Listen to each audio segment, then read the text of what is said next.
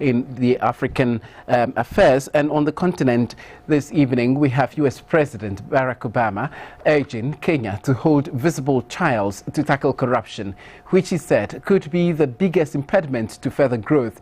And during talks in Nairobi, President Obama and Uhuru Kenyatta said they were united against terrorism and efforts to deal with it, but the two leaders differed sharply in their positions on gay rights. While Mr. Obama spoke strongly against discrimination, Mr. Kenyatta said Kenya did not share the same values. Earlier, Mr. Obama praised Africa's economic and business potential in a speech, and Obama also had firm words for Kenya on corruption, describing it as the single biggest impediment to Kenya growing even faster, and said that people were being consistently sapped by corruption at a high level and at a low level.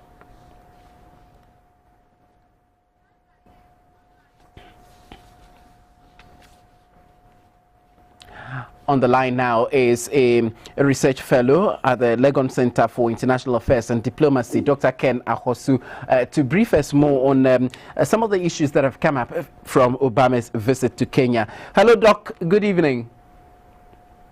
Good evening. Yes, thank you so much for joining us. So let's look at the overview of the visit of President Obama to Kenya.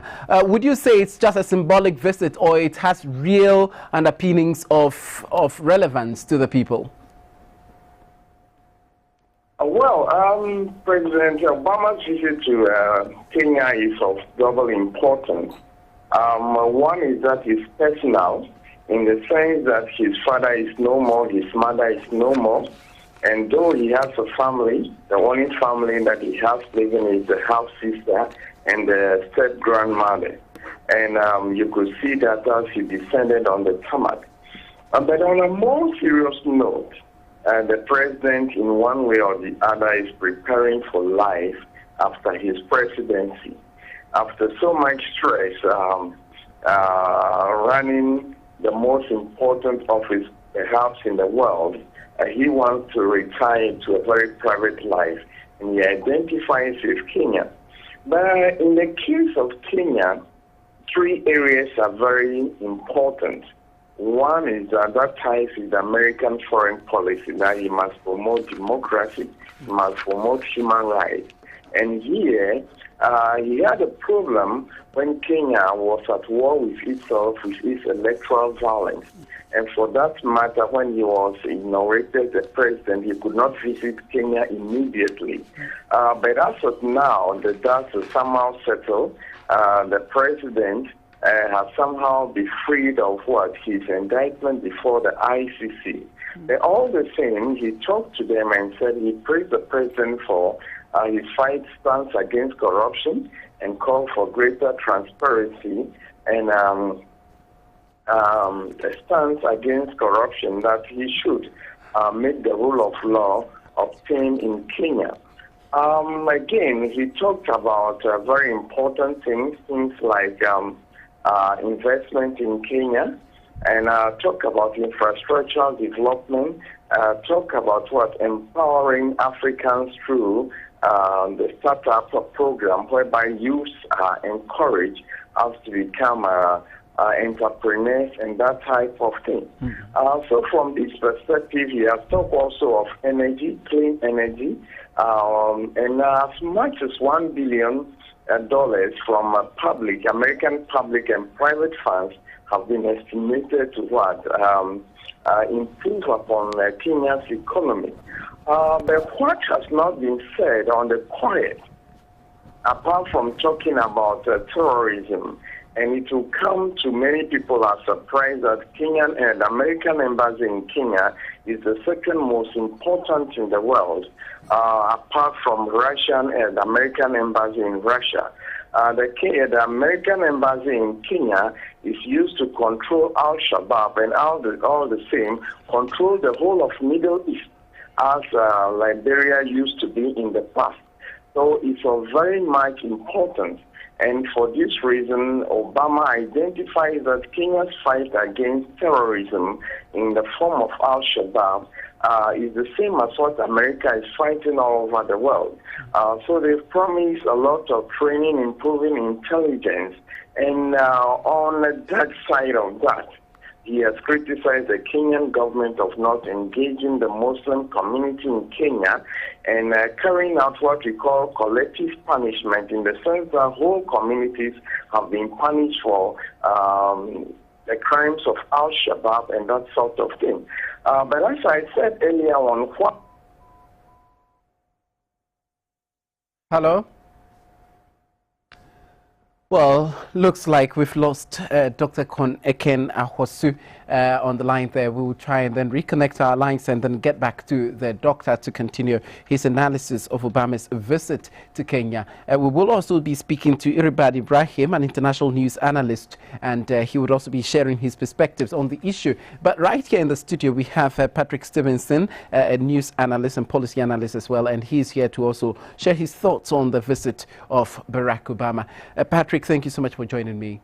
Thank you for having me. Right. Now, so what are your impressions regarding the visit of Obama to Kenya, and then what doctor has been saying so far?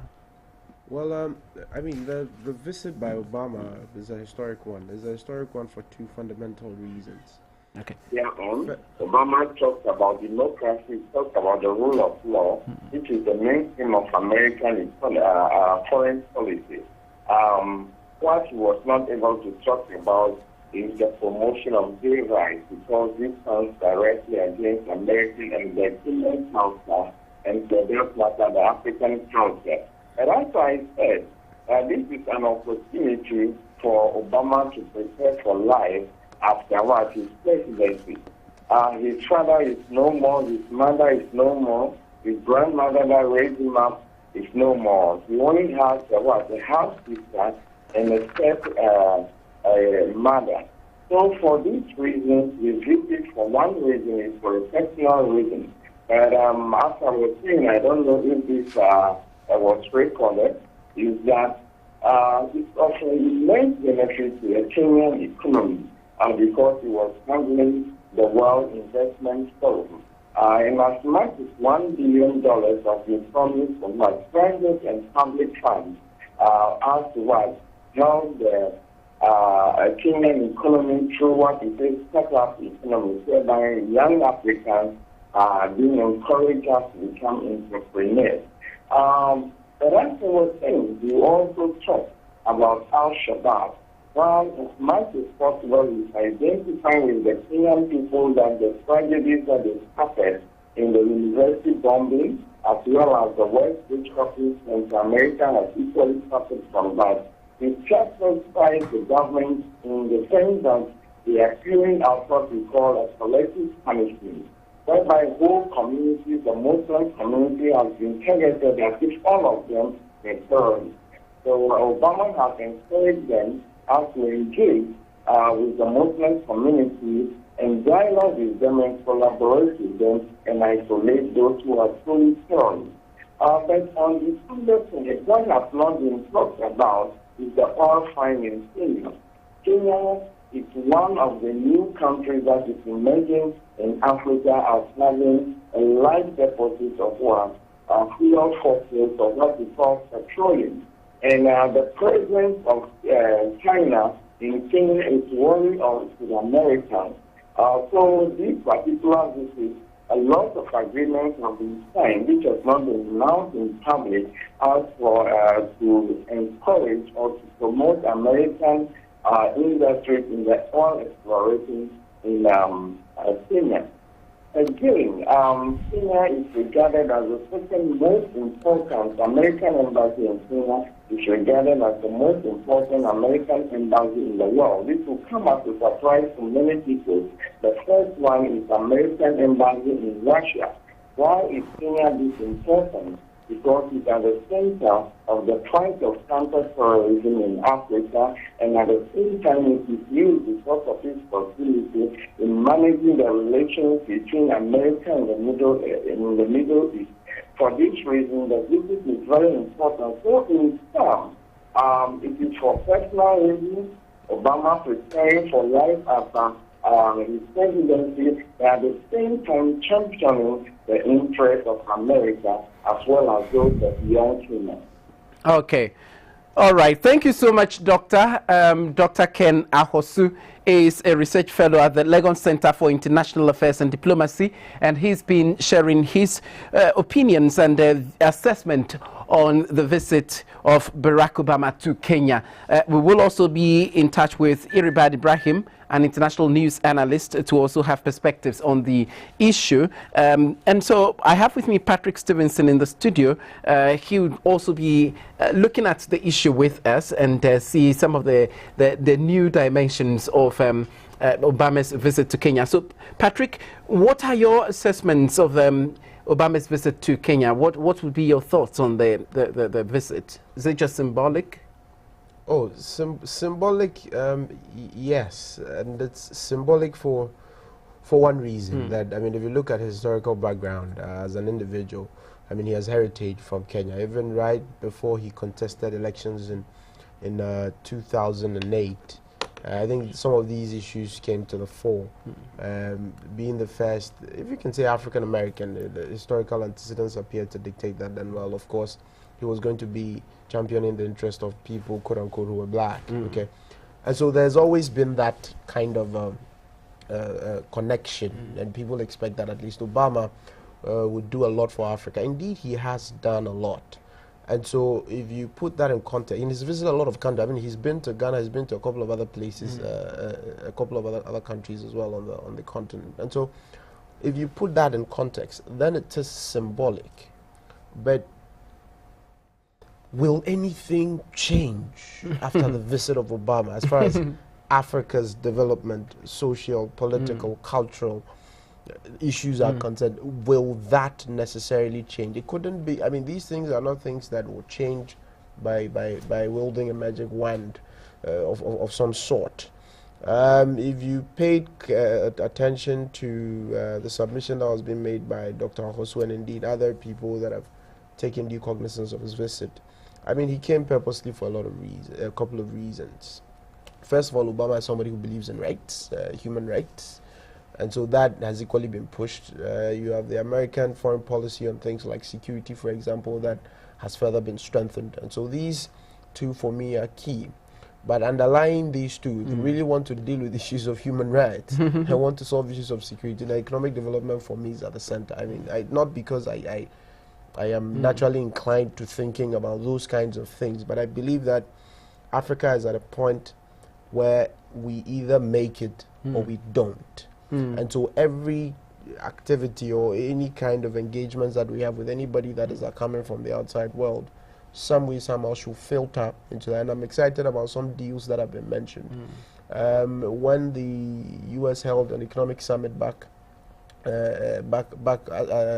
calling all 54 African heads of state and some useful individuals, about 500 from Africa, to understand exactly what it is we wanted to do over, say, the next 50 years. A couple of deals were signed. I remember Ghana saw a couple of deals with General Electric and a couple of other institutions. As to whether these things have materialized, because signing a deal or agreeing to certain terms and conditions is one thing, but getting the right strategies that deliver these so that at least we can see socio-economic development is another. And so let's see this as historic as it is, that you have a son of the land who has left the shores of this country, not advising that everybody who wants to succeed has to leave. I mean, that's not what I'm saying. But he has left, no matter what the conditions were, he's been able to succeed globally as a leader. He's come back home, tried to engage and see the extent to which we can help ourselves. I think for me that is key, and we'll leave it at that. But as a people and as a continent, we need to seriously think about our own strategies. We shouldn't necessarily be depending on some people who come from other jurisdictions to show us what it is we have to do. Because if you talk of issues of security, for instance, I am most certain that Uhuru Kenyatta and indeed a lot of African leaders we have today duly recognize that security is a threat to our socioeconomic development. You talk about corruption today, it's an issue we consistently mention on this platform, on many other platforms across the continent, that corruption is the #1 hindrance to sustainable economic growth and development. Okay, And so they are just the usual things you hear. But I'm sure on the back of that, we want to see unusual behavior to deliver unusual results. Because the usual hasn't really helped. Where we form committees, we throw people behind bars politically, they come out of jail. These things don't necessarily gel and don't really add up to things that we want to see as Africans. And so it is good. If you look at the areas that he's spoken about and what Uhuru Kenyatta himself, and I'm sure many other leaders across the continent would have seen, those would have been things that ordinarily Ghanaians or Africans would have been looking at. And so for me, I think it's historic. We'll leave it as that. But there's still a lot more work that we have to do. We have to do as Africans. Interesting, and he's also spoken about the fact that Africa is on the move economically, and but he's much concerned about some of the issues that have arisen. You've spoken about some of them, and one sticky point was actually the issue of promoting gay rights, and also the corruption issue. You've also dealt with it. So let's just 1 minute on this issue. They differed. Do you think that there's going to be any point at which the Western world and then the Africans, leaders would see eye to eye on this issue? There's one thing, I'll not be able to answer that question directly because of the way we generally feel, about debates like that. I honestly would think that for issues that go to the heart of culture, issues that go to the heart of tradition, we would put philosophical reasoning in front and really think about the fact of the matter as they are. Look, politicians, I mean, they are both politicians, really. You clearly make mention of 54 African heads of state. Well, they are politicians, if you ask me. And politicians think within a certain confine. They think within the context that is defined by the broader or the majority of society. That's the way they think. And so the challenge would be that you and I will not be able to empirically establish what the position should be on matters of gay rights. Today, Obama is living in a country where I wouldn't necessarily say advancement, because they might also have their own very negative social vices that might not necessarily be existing in Africa. But when it comes to human rights, he's coming from a context in a society where the society appears to suggest that it is okay to allow people to do what they want to do insofar as they are not infringing on anybody else's rights, insofar as they are not harming anybody, insofar as they are not breaking any societal rules. So societal rules. And so to that point, yeah, he could be okay. But I can most certainly tell you that 30 years ago, this was not acceptable even in the US. You're talking about a country that up until 1960s or 70s, their own democracy that was over 200 years old, didn't allow the black man to vote. And so they don't have a perfect system. But I'm saying that the context changes, and so politicians begin to change. Today in Africa, every single African leader would tell you they're against it. And I can tell you why. Because the majority of Africans are against it. If tomorrow you have a societal evolution such that people see certain things to be okay, given the facts of the case, we believe that we prefer this way. You see politicians change their stance. But is it just a relative issue, and so there is this moral relativity, and there is no standard that one must look up to? The standards will be by definition of what qualifies as a right and what does not, and what we think that the state should be dictating as far as people's personal and private lives are concerned. I have my personal opinion on this issue, but you balance that within the broader framework of the societal context that you find yourself. That could create counterproductive results. And if you look at the submissions of Obama, his argument is that if you allow the state to be making certain decisions, then of course there are bound to be counterproductive results. But anytime this issue about gay rights have come up, Conrad, truth of the matter is that we've either been traditional about it, we've either been cultural about it, we've said it's not African. Nobody really debates the law. Nobody really looks at what the construct of the law. I understand the law it does not live in a vacuum on its own. The law has to be built on a certain socio-cultural context, so that what you and I will believe in as values, some way, somehow, will filter into the law. But seriously, if I am not traditionalist, if I am not Christian, if I am not Muslim, if I don't belong to any religious sect, if I am agnostic, and don't believe in what any religion dictates or what your tradition will dictate, who protects me if I decide to do what, insofar as it doesn't conflict constitutional law? Because the law is not a law of religion. The constitution you have is not a constitution of religion. Okay. It's a constitution that protects rights. And so I think we are going to have leaders debate and disagree on the subject matter, just like in the early 50s, you had people disagreeing about whether or not the black man had rights to vote. But over time, that's changed. Whether the woman had a place in governance, today that is changing. Whether the woman has a place in society and is not a commodity that is owned by a man, that today is changing. These were values, these were norms that were entrenched in culture. But over time, they changed. And so I'm saying that politicians will disagree. Okay. But they will disagree and have their positions insofar as the majority of society appear to have defined the context within which they should operate. But I you know, based on what Kenyatta has been saying, I mean, he's been very frank about the issue. He says that there are some things that we must admit we don't share, and it's very difficult for us to impose on people that which they themselves do not accept. This is why I say for Kenyans today, the issue of gay rights is really a non-issue. There are two sides to the statement. There are two sides. Yeah. One really is that we, as a sovereign state, cannot allow the U.S. or any other body, globally, to dictate what we should do. And I'm going to speak vehemently against that. We can't allow anybody to dictate what we should do as a sovereign nation. Having said that, if we can't allow somebody impose, which is the argument of Uhuru Kenyatta, allowing people to do or allowing people to make their decisions about who their spouses will be and what they decide to do in their bedrooms, protecting those people does not equally amount to imposing on those who don't. And so it's a really, but I'm sure his position really is about the West imposing on Africa and other developing regions because of quote-unquote human rights. Yes, there are people being killed everywhere, there's corruption everywhere. These are all human rights issues.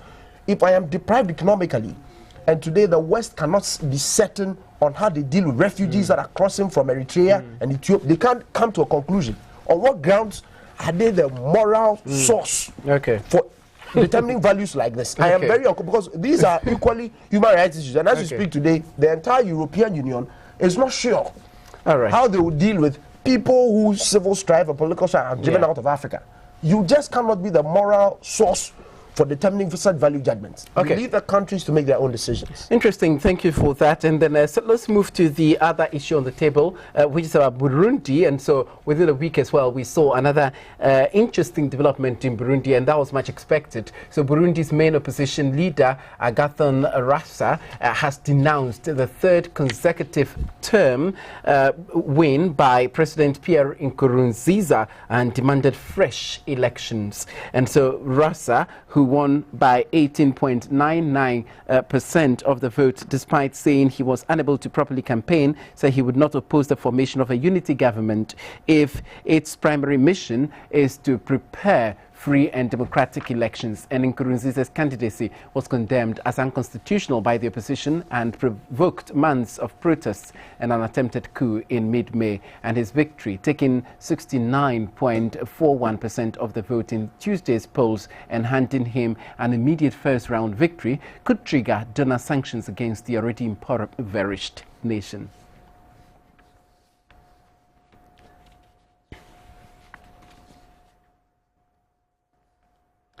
And so, as I said earlier, Iribad Ibrahim, an international news analyst, is also on the line to help us get some perspectives on the issues that we are discussing tonight. Iribad?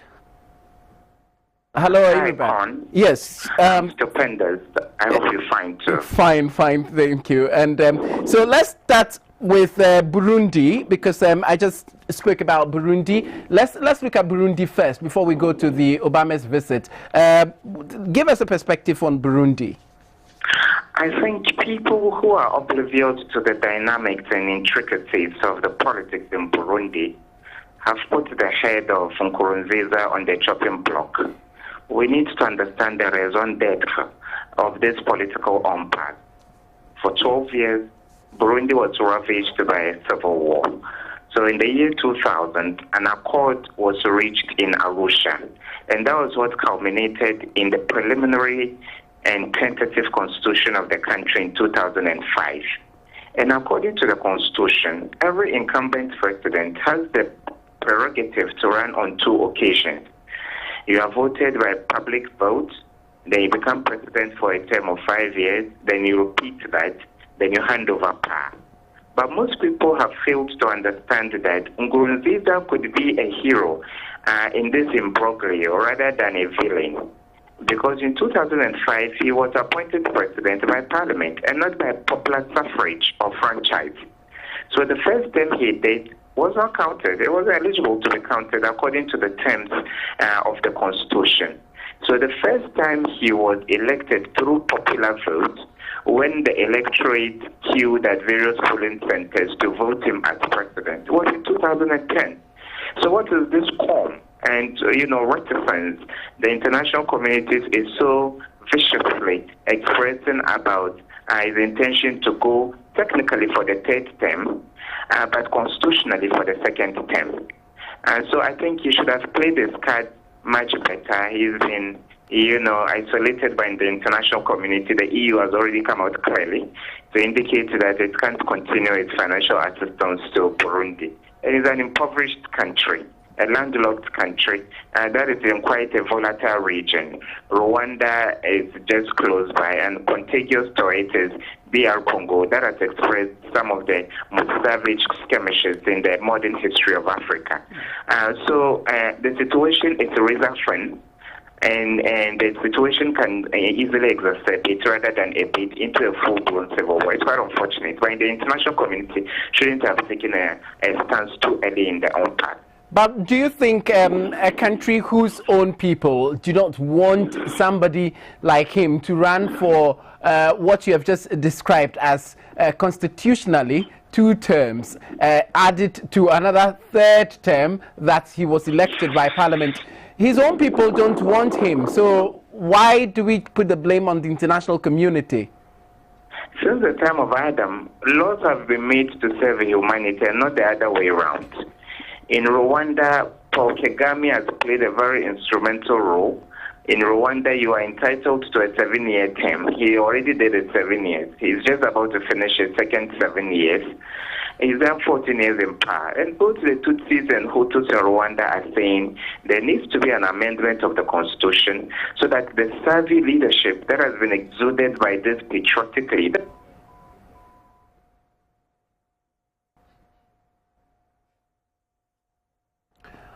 I guess we've lost Iribad Ibrahim. And so we will need to continue with the discussion in the studio while we try to reconnect back to him. And so that was Iribad on the issue of Burundi.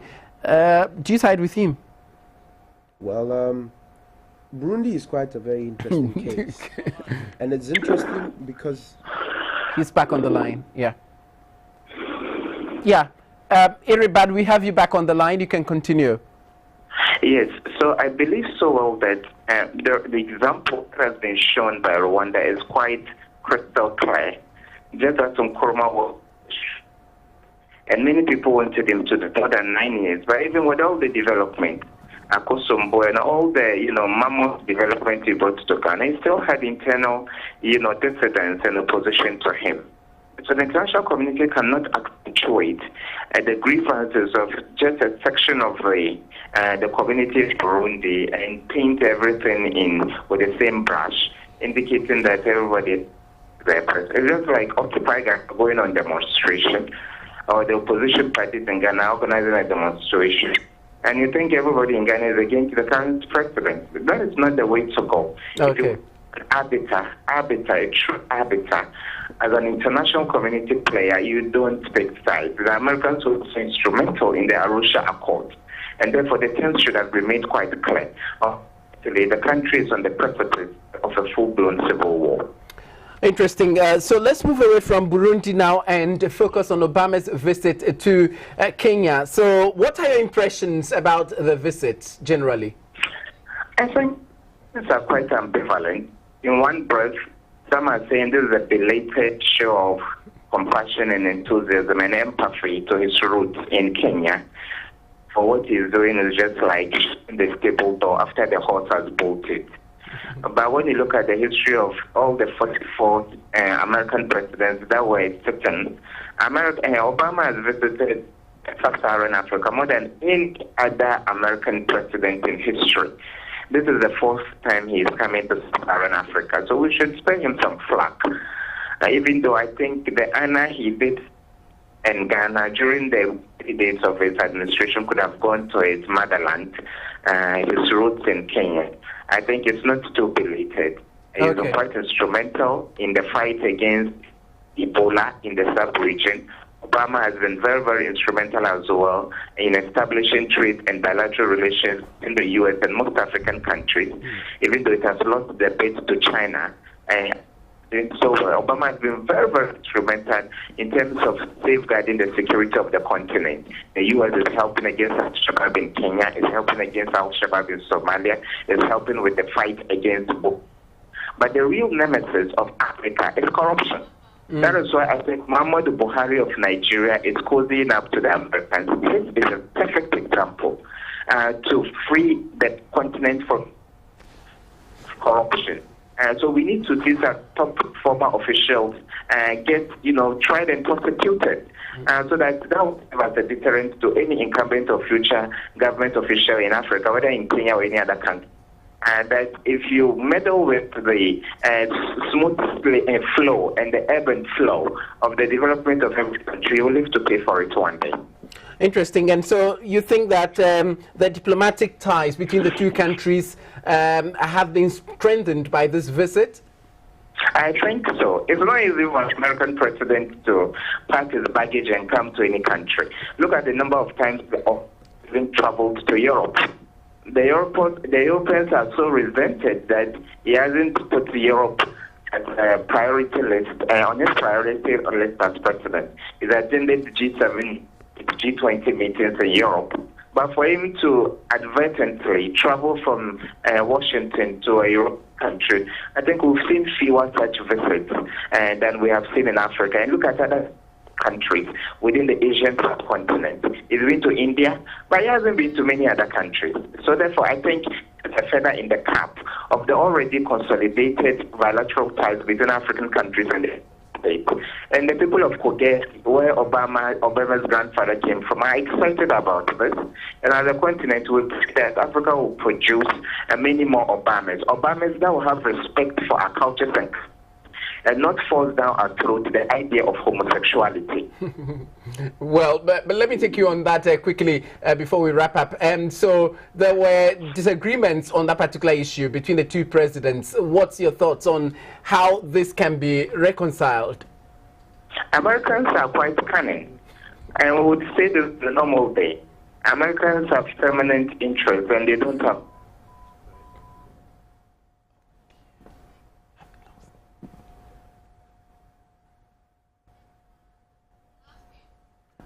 Well, we lost everybody, Ibrahim, on that score. So, well, interesting thoughts being raised by Eribad on the two issues that we've been discussing, Burundi and Kenya. Interesting. So, what are your thoughts? We were discussing Burundi before. I was making the point that Burundi is an interesting case. Yeah. Yes. Eribad, you're back online. Yes, so you were finishing up. Yeah.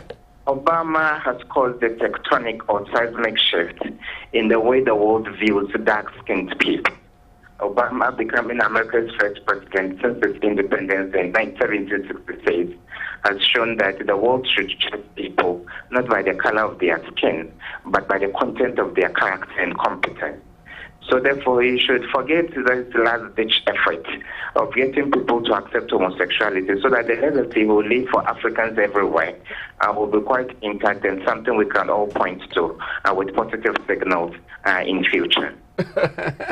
Everybody, thank you so much for those thoughts. Everybody, Ibrahim is an international news analyst, and he says Obama should spare us the last-ditch effort or something. But everybody agrees. I said that don't push down our throats as a society to accept.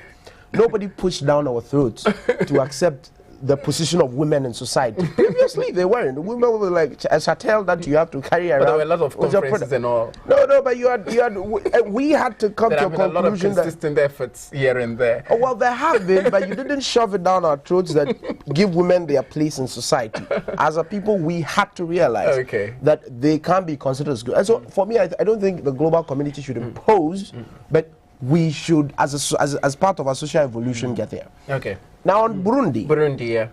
I was telling you that Burundi is a much more complex situation than we might find in other jurisdictions where presidents are trying to massage constitutions to extend their tenure in office. You had a country that was plagued with a lot of civil war for so many years, and the global community assisted them in Arusha and decided that, okay, henceforth, this country is going to be governed by this agreement, and you are going to do X, Y, Z, and you are going to be governed by a certain constitution.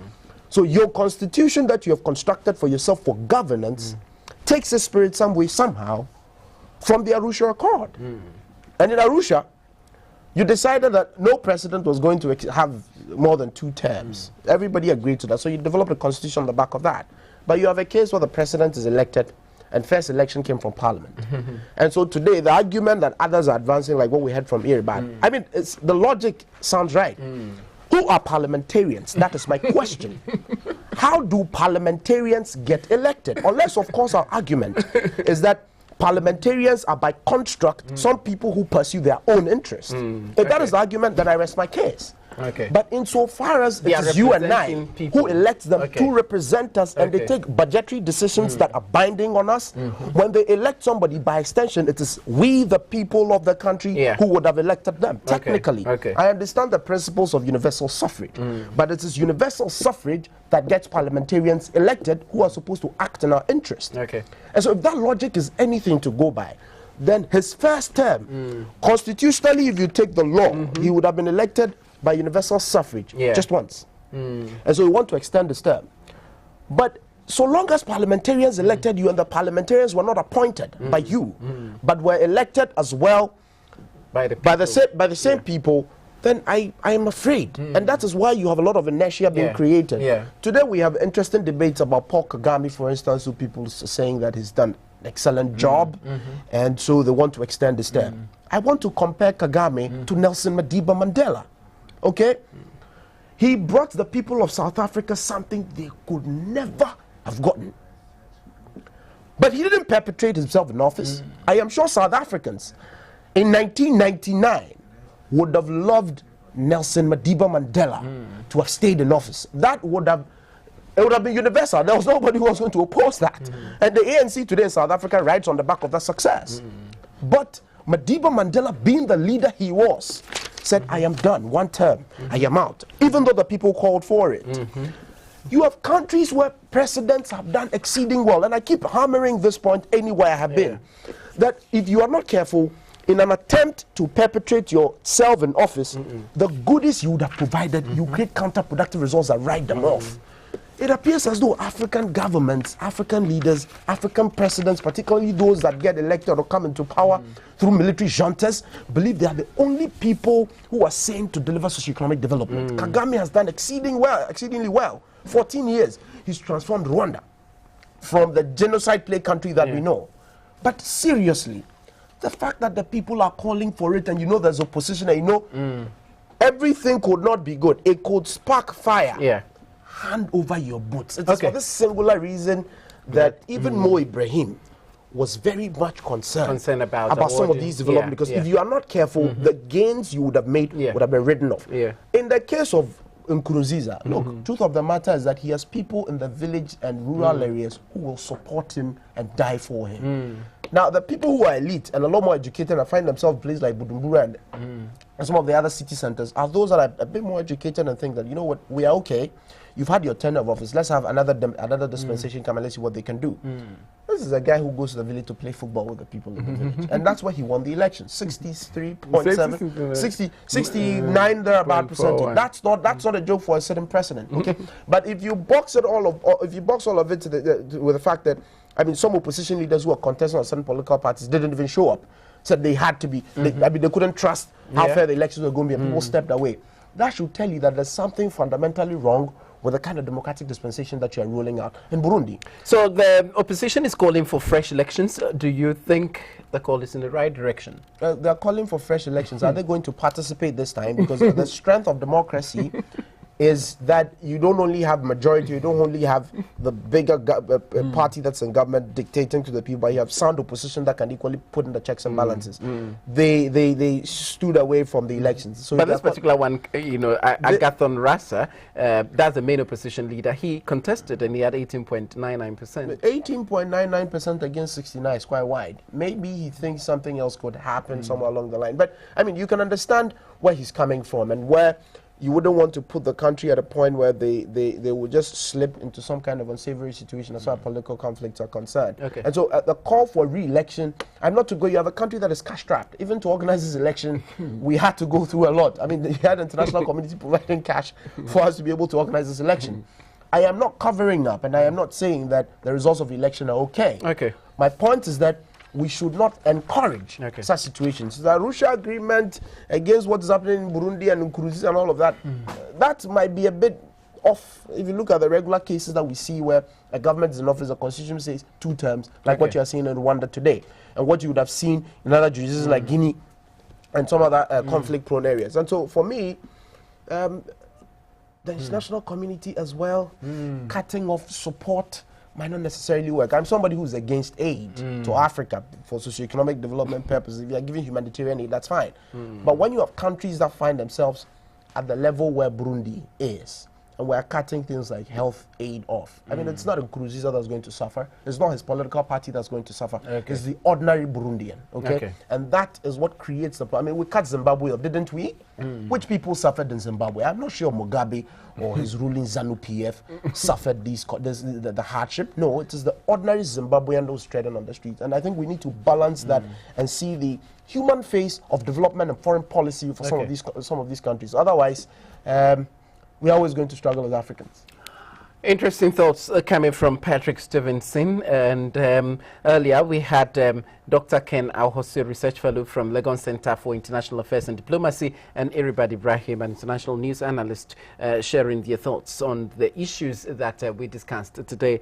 Patrick Stevenson, thank you so much for your time. Thank you for having me. Yeah, so this has been Worldview, where we tell you the African story in the context of world affairs. This is where you are supposed to be every Saturday and Sunday in the evenings to check out what is happening on the international front regarding Africa and its relations to the world at large. My name is Conrad Kakraba, and thank you so much for your time. Have a good evening.